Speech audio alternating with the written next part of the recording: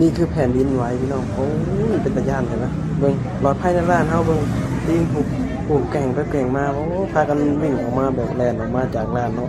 เป็นยังที่แบบเป็นตะย่านเนาะครั้งแรกในชีวิตเจอเหตุการณ์แบบนี้พี่น้องเป็นตะย่านครับเป็นตะย่านนี่อ๋อครั้งแรกในชีวิตพี่น้องเจอเหตุการณ์แบบนี้แผ่นดินไหวไหมดีแน่แต่บ่แห้งเนาะอ๋อบุบสายไฟบุบเลย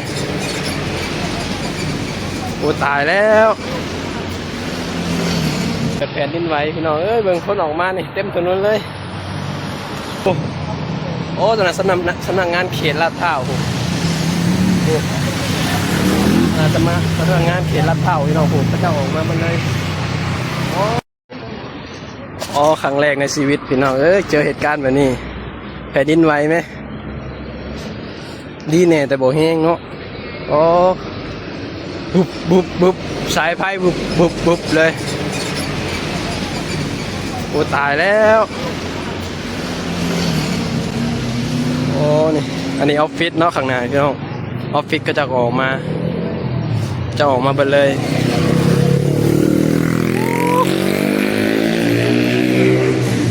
เห็นแต่นักข่าวเห็นแต่ในแบบว่า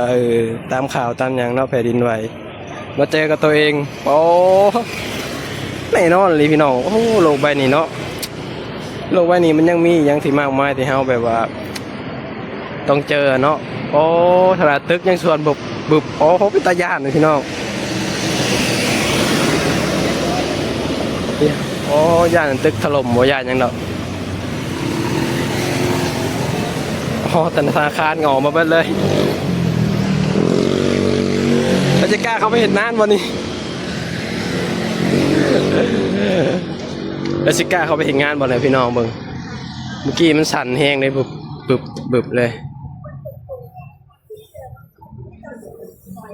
โอ้ตายแล้วหายยังนี่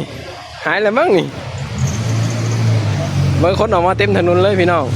เพราะเขาคิดว่ามีแต่บ่อนเขาปุ๊บบนสำนักงานเขตลาดพร้าวผูกกับสั่นไว้พอผูเลยผูกเพราะคนออกมาเต็มถนนเลยอ๋อขังแบงเฮาครั้งแรกเฮาคิดว่าเฮานี่วินหัวอันนี้คือเฮากับปาโทรศัพท์ปุ๊บเฮากับปาโทรศัพท์ไว้อะไรเฮาเป็นยังเฮาเขาปาโทรศัพท์ไว้กำลังเชิญถามมินแบบเอามันโบเมนแล้วเฮามินแล่นออกเลยออกมาเลยจนรู้สึกว่าจนวิ่งออกมาเนาะนั่นแหละโอ้อันตรายเลยเขามันไวแห้งตึกถล่มเนี่ยป๊อตุ๊โอ้ยอย่าตึกถล่มแต่บอกมินมันออกมินแล่นออกมาโอ้อันตรายเลยตายากเลยโอ้ชีวิตตายแล้วนี่อ้าวมีคนกล้าเขาไปเห็นงานมาบ้านในแถวออฟฟิศนี่ก็ได้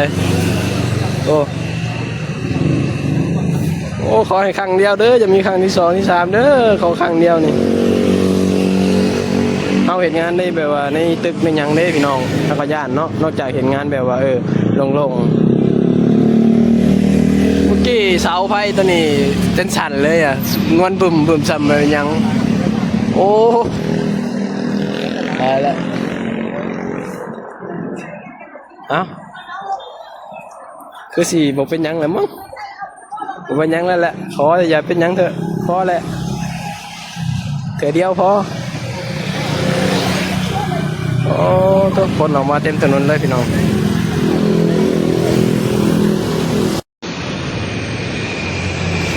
กลับเข้าสู่ภาวะปกติแล้วพี่น้องเห็นตามข่าวบอกว่าแผ่นดินไหวอยู่ที่ประเทศพม่าเนาะเพราะสะเทือนฮอดในประเทศไทยเลยพี่น้องเป้าหนากลัวเนาะเขาเห็นแต่แบบว่าในต่างประเทศหรือว่าเห็นตามข่าวตามยังว่าสินะ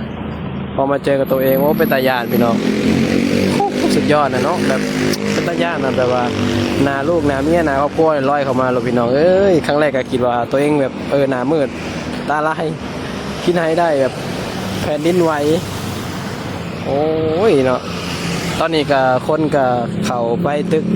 เหตุงานกลับไปเหตุงานคือเก่าแล้วพี่น้องในสำนักงานเขตลาดพร้าวก็เขาไปทำงานแล้วตอนในครั้งแรกคนออกมาเต็มถนนเลย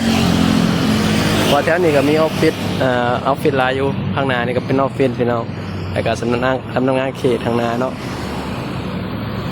คนออกมาเต็มเลยโอ้ย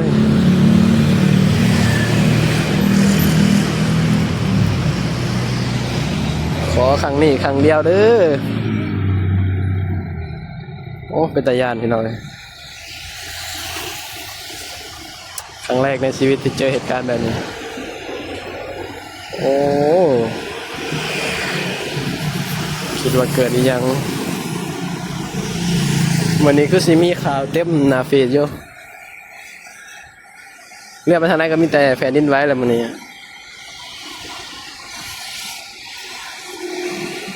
ประมาณนี้แหละพี่น้องเขาก็สิกับเขาเห็นงานภาวะปกติแล้วบัดนี้เนาะโอ้ย